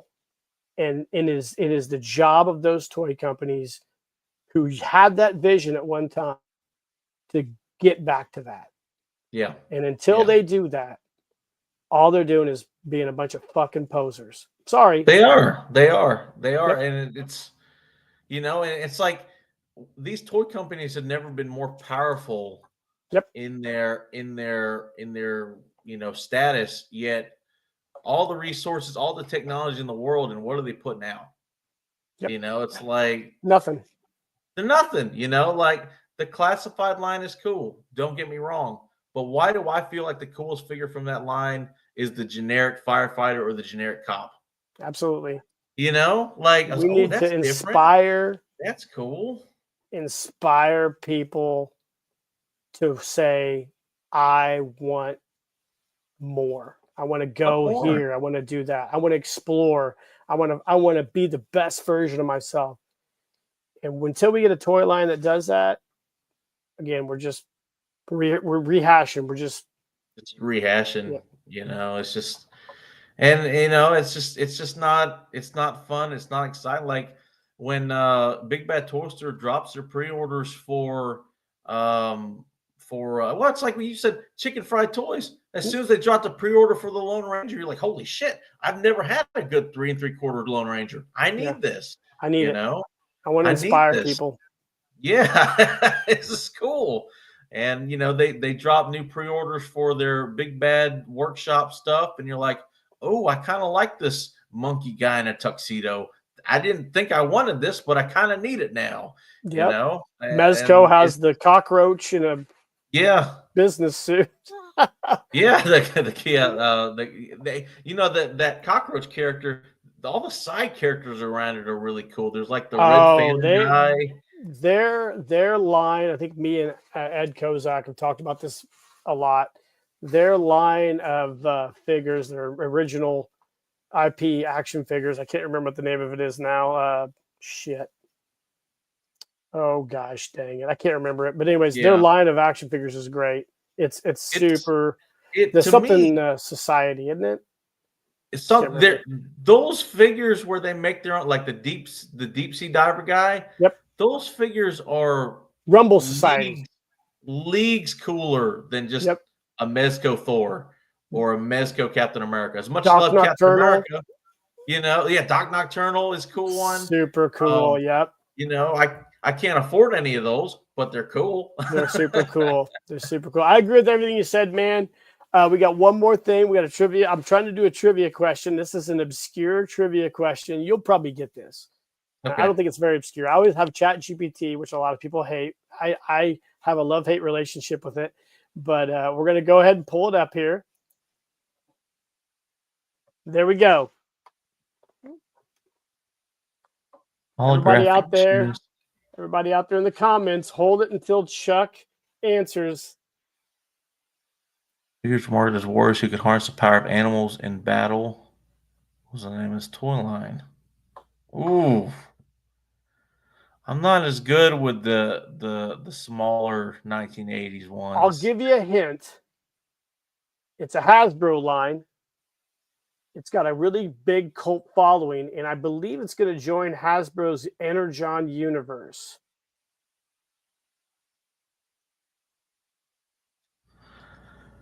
I'll go with the Power Lords.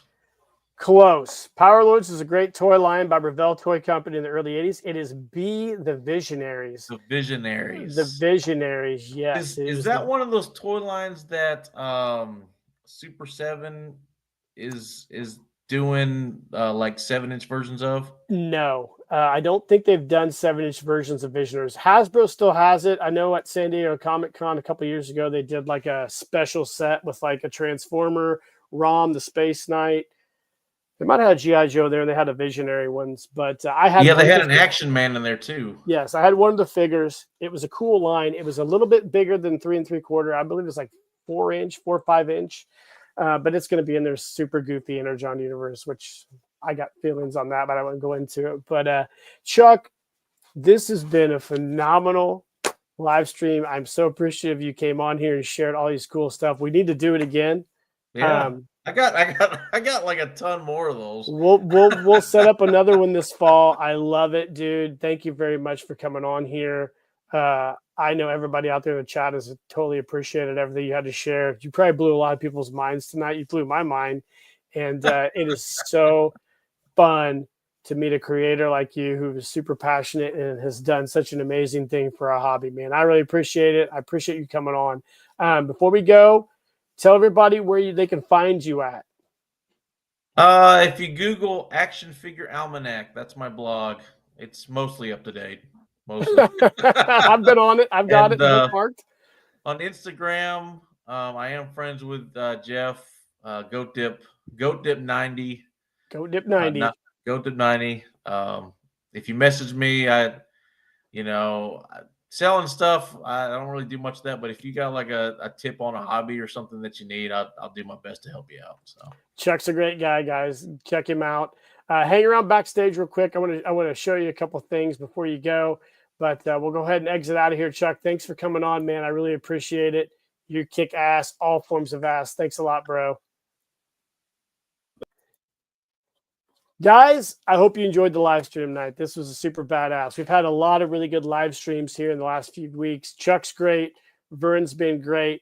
It's a great start. We got Dan DiBiase here in a couple weeks, which I know is going to be a banger. And I really appreciate everybody tuning in tonight. And it's awesome. So, guys, like and subscribe to the page. Hit that notification icon. And in the meantime, guys, keep living the adventure and